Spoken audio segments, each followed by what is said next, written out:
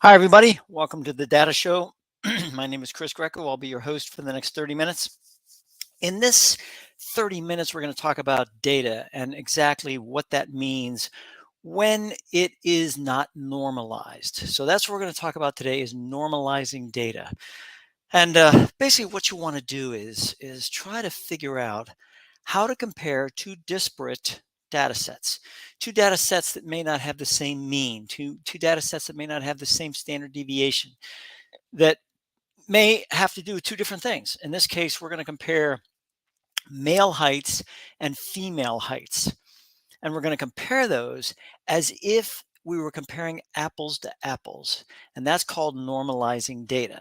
Now, unfortunately, there has been some confusion about the term normalizing.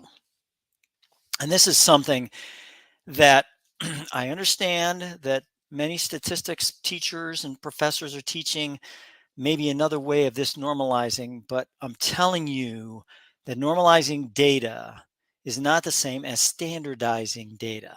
And I think that's an important difference to make. So there's two takes on normalizing. Basically, one is making the data look the same. So if you have something in feet, it's always in feet. You have something in inches, it's always in inches. You have something in, that has to do with certain weight, it's always in pounds. Everything has to be standardized. That's standardization. Okay. The other is transforming the data so that it can be compared to another set of data that may not have the exact same mean, the exact same standard deviation. But there are ways of doing that. There's a way of normalizing the data. Normalizing comes from the term normal, right? Not opposed to abnormal. And I love the way people try to take this and put it into abnormal data. There is no such thing as abnormal data.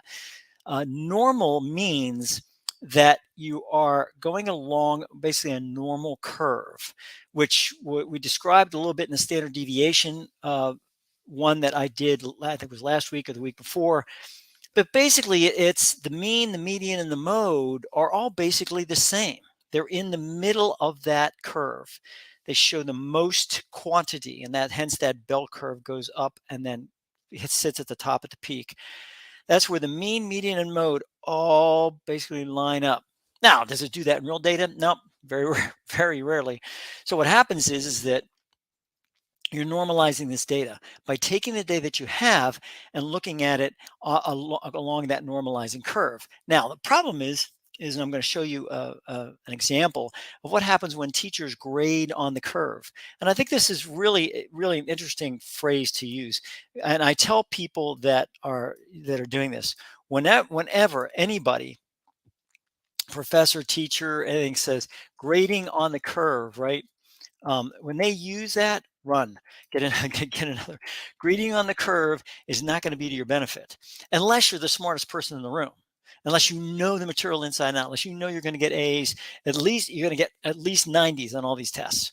Because I'm going to tell you right now that what happens is that if the tests are too easy, basically everybody gets 90s, then that's going to be ending up being your C. It's going to be being a C grade. And I'll show you how that works. So everybody gets 90s on tests. Yay, we all get A's. Nope, you all get C's. It's the people that get 95s and 100s that are going to get B's and A's. And that is determined by normalizing, basically talking about normalizing the data. So that's where, you two sets of data and you normalize them so you can compare apples to apples. So let's give an example. Two classes take tests, right? The two classes have the same teacher, professor, whatever I'm going to call it. The teacher tells the class that she or he is going to grade on the curve. If the teacher ever says this, you better get the highest score, as I said. Otherwise, if you get an 80%, you could actually end up with a C or lower. The curve references the normal curve, which can be adjusted to show that one class could get an 80% and get a B, and the other class get an 80% and get a C. Grading on the curve assumes that the majority of the class will get a C. That mode that I was talking about, the quantity, is going to peak at the point where that C exists. That's where you just don't want to mess with that. And let's go straight to the examples and just talk about that for just a second here. So this is, we're going to talk about standard deviations and all that stuff in a second. But we're going to talk about class 1 and class 2.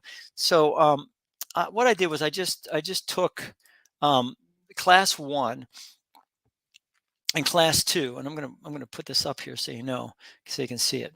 So basically what happens is class 1, class 2, these are the grades from lowest to highest. Um, on this one, not lowest highest on this one.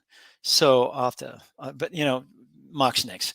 So basically, this is class 1, this is class 2. So what I did was, in addition to that, I basically standardized the scores based on the mean and the median, right? Or the mean and the standard deviation. Here's standard deviation, and here's what the mean is. So now here's where the problem exists. And let's take a for instance here. Let's say I'm gonna do average, right? And I take the average score, right? So the average score here is going to be 64. If I do the average here, if I do the average here, it's going to be 66. So you have a higher average.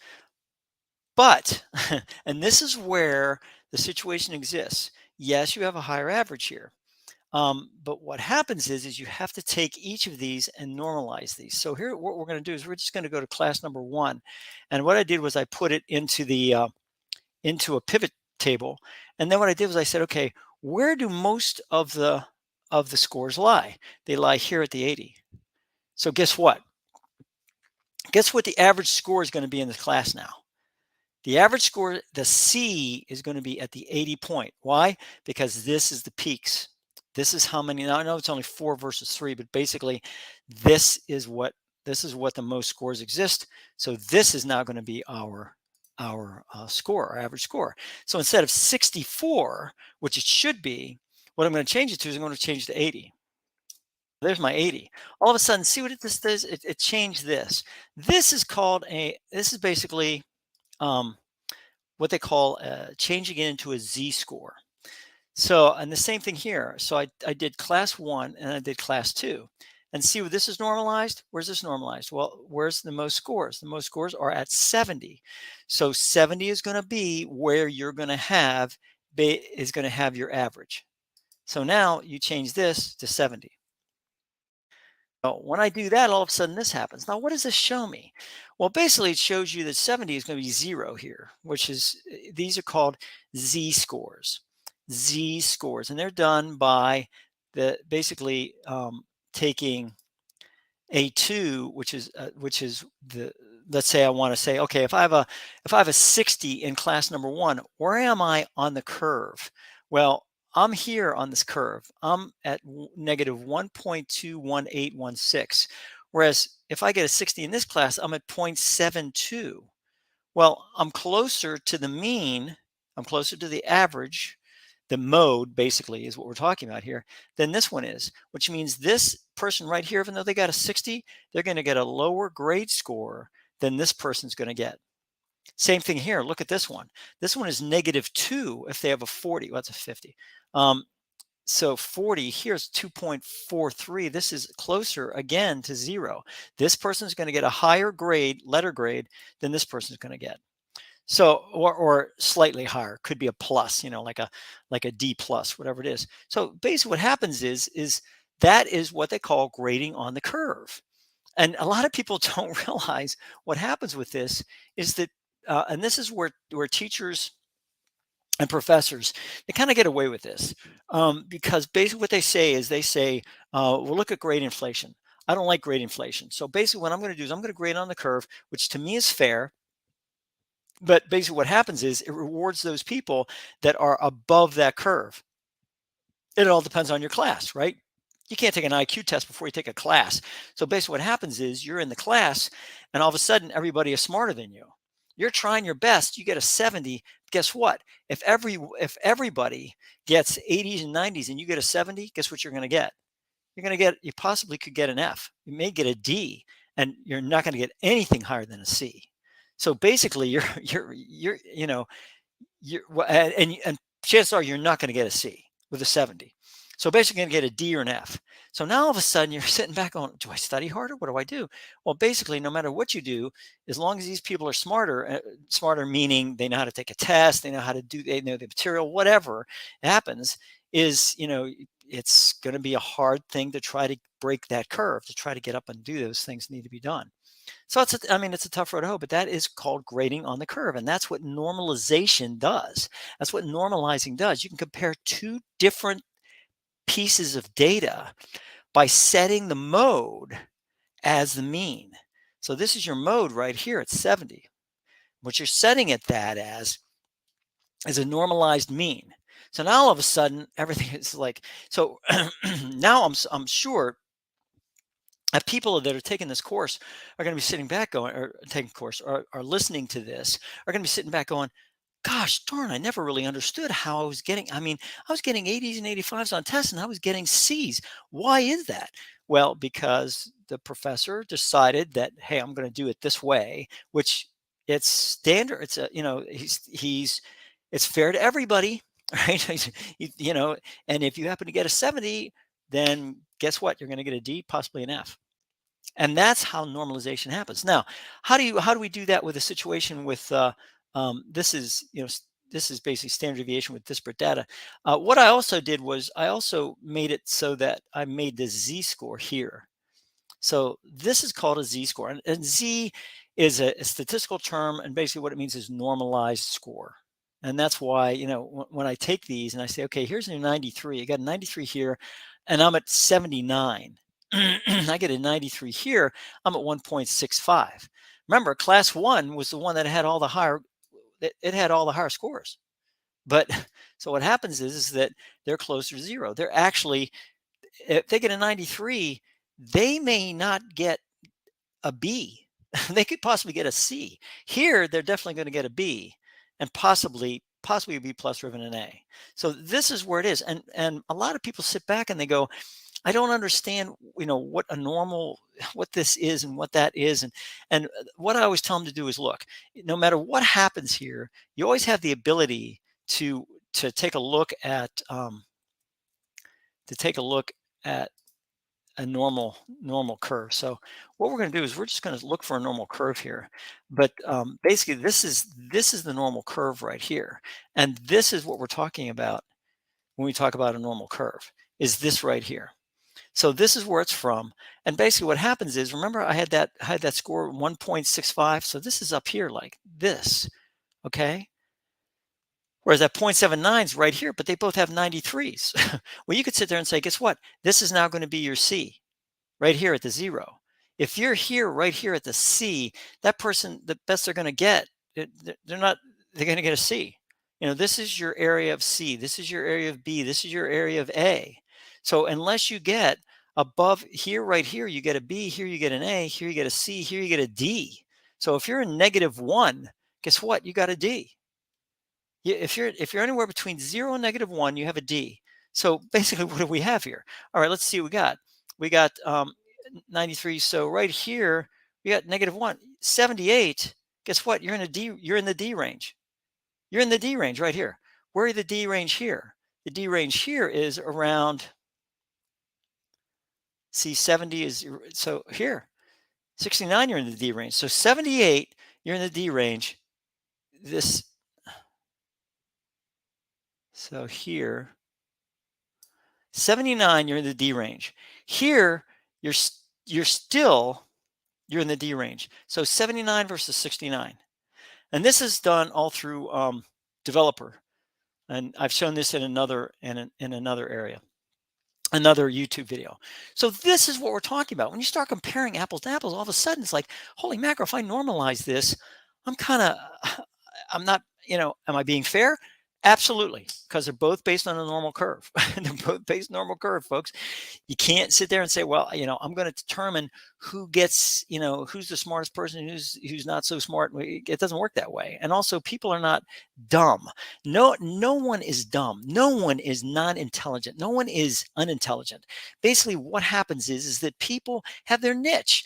I mean, I stunk at trying to figure out combustion engines. Well, the guy next to me who couldn't get a C for the life of himself, had a great job of after high school he would go and he would fix engines. Well, he knew combustion engines like crazy. He could figure it all out. So I mean, I was I got probably a D on that test. He got an A because he knew what was going on. So I mean, there's your situation right there. People are smart in certain areas, not smart in other areas. So here is something that is interesting because this is actually height of males and females according to the census data, census.gov. As a matter of fact, I should have do I have, yeah, here it is right here. So th- this is it right here. What I'm going to do is I'm going to put this thing on a banner and then put that out there. So that's where this is found right here. So this is, I mean, this is pretty amazing when it comes right down to it, right? So now you sit back and you go, well, if I compare males against females, males are going to win every time. Males are going to win almost every single time. Look, I mean, look at this. You have 0 all the way to 62. Then all of a sudden you have 63. Well, here 63 is almost the most that you have. So how do I compare the apples to apples? Well, what I did again was I took the female heights and I normalized them. Basically, I said, okay, what's my most female height? 64. That's my most female height, percentage wise. So that's what I have. Okay, good. That's going to be my mean. That's going to be my mean. What about male heights? What were they? Well, they're at 71. That's going to be my mean. So basically, I've set my mean to other areas, right? And that's what I did. So now when I did that, when I do that, all of a sudden it's different. So I had 71 here because 71 is going to be the highest amount, 15.2. Here it's 64. So I'm going to change this to 64 here as my mean. My standard deviation I'm going to leave the same. And basically now I'm going to compare my male and female. So what do I have? So my z-score here is 1.48 at 73. Here it is at 73 inches here with a mean of 71. See, this is all of a sudden, now I'm in the B range if you were talking about grades, because the females are now being compared in a standard score against males. I am comparing apples to apples by making the mean the same as the mode.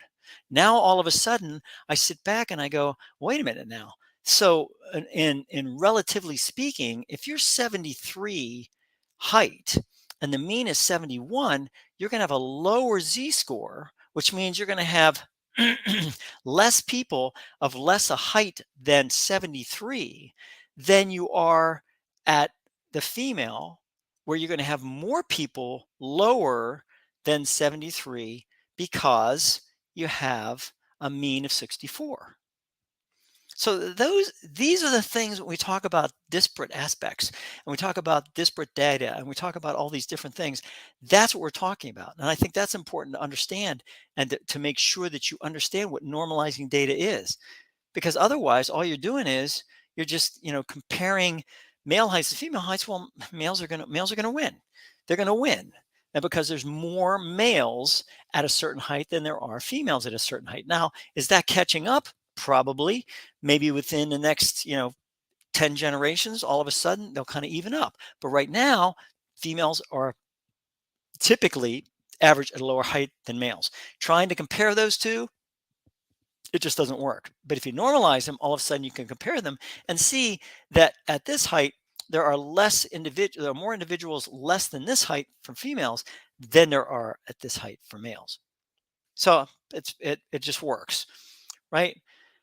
So I mean, because if you're comparing simple averages, males win out on height, boom. But if you're comparing it by the curve, the females could win based on the mode of that curve. How many are actually at that height? So and that's what we're talking about when we talk about those areas. So, we used Excel to accelerate to illustrate all these areas, and I think that's pretty important to understand. Also, the sampling, you're sampling males and you're sampling females, two different sexes. So basically, there's going to be differences in that data. That's just the way it goes. So basically, what happens is that you're trying to even up those areas as much as possible to be able to make that to be able to compare those two pieces of data in an apples to apples type of situation. Okay, does this produce bias? It doesn't produce bias, and I'll tell you why, is because it changes the mean to the mode, which some people say could be subjective, but basically what you're doing is you're changing that center of that normal curve, the center of the normal curve to match the mode, which it does. The center of the normal curve is the mean, median, and mode all put together. What I'm doing is I'm saying, okay, the mode is the center of that curve. I'm making a normal curve from that.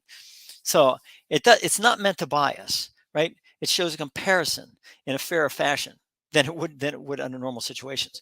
Now, is it fair to do that grade on a curve? Absolutely. It's very fair to do that, because basically you're taking the classes and then you're taking the mode and you're figuring out from that mode what your average is going to be, and then everyone else is based on that average. So I mean, this is good to figure out if tests are too easy or too hard and then be able to adjust accordingly. So I mean, it's a form of weighting, right? We talked about weighting at one point in time. That's usually not mentioned in statistics. It's usually not done in statistics because basically you're changing the data. But are you really changing the data? Well, in some cases, yes, you're changing it from mode to mean. Uh, but basically what you're doing is you're forming a normal curve from that data. That's what you're trying to do. And to me, it tries to make it in a more fair fashion. So normalization is something that takes two different pieces of data, compares them in a like fashion, making the mean the mode. The normalization uses the mode, and that goes over the mean, so that then we can go ahead and just work it from there. The standard deviation is derived from the mode value and used to compare to another mean, to the other mean, or the other mode value. It helps to compare data in order to show a comparison in a relatively objective fashion. So we're trying to use the normal curve as our translation to be able to translate the data into something that is a fair comparison. So, and we talk about bias, so I think that's pretty important. And I want to make sure that we talk about bias from that standpoint, because I think it's, if you don't do that, basically what happens is that you don't understand how data is done. So basically it goes something like this. And let's talk about bias here from what we have. So bias. What is data bias? So bias is something that when we talk about bias and data bias, we talk about the following things. So for instance, let's say that I go out and I interview, I don't know, I interview 5 people. And those 5 people, the question I ask them is, what do you think of person X? And 3 of the people say, I think person X is horrible. I think they were a loner, they liked, violence, those types of things. The other 2 people said, I think they were great. There's no problem with them. They were really good friends. They were very nice. They were very kind, whatever else. I take the 3 interviews that said that basically the person was a loner and that was loved violence, and I say, look at this. The individual loved violence and they were a loner. What does that do for me? Well, first of all, it puts that individual in a very, very precarious position because all of a sudden, out of 5 people, 3 said this, 2 said that, but the 2 I'm not going to include. Media does this all the time. Biased interviewing, they do this stuff all the time. They will go out and actually look for people that say what they want them to say and then publish that in order to make the news more newsworthy. And I think what happens is that, and people say, oh no, that doesn't happen. It happens. It happens on both sides of political spectrum, but it does in fact happen. So you get and the same thing with data. What happens in data bias is that people gather data that proves their point, and then they display that data as if that's the only data to be able to show something that they want to show. So you have to be really, really careful of that data bias. And this is, I mean, this is the same as everything. In my book, A Data Analyst Walks into a Bar Graph, which is available on Amazon. This is a shameless plug, but basically, a data analyst walks into a bar graph. I bring up examples about how this sampling, about how, trying to predict something based on current situations does not in any way, shape, or form include those things that could change in the future. And this is something that we always talk about, and we talk about regression to the mean. We talk about regression to the mean as if it's some weird, oh, regression. Oh, yeah, I know what that is. That's a straight line type aspect. But basically, what happens is regression to the mean indicates that that line sooner or later will go back to center. Again, I've said this before, I've brought this up before, is that let's say that two people marry each other and they're both 6 foot, they have a kid. The kid is 6'3". He or she meets somebody else and they have a kid, and that kid is 6'6". The other person, they're both of them are 6'3". So this goes on and on. With people sit there and go, "Oh my gosh, it's going to end up people are going to be 9 and 10 feet tall." No, because regression to the mean means that will go back to the average. Now, what are the average heights? I just went through them. So these are the average heights for both men and women according to the census. So basically, what happens is that the more that we talk about this, from, oh my gosh, we're going to have 9 and 10 foot people.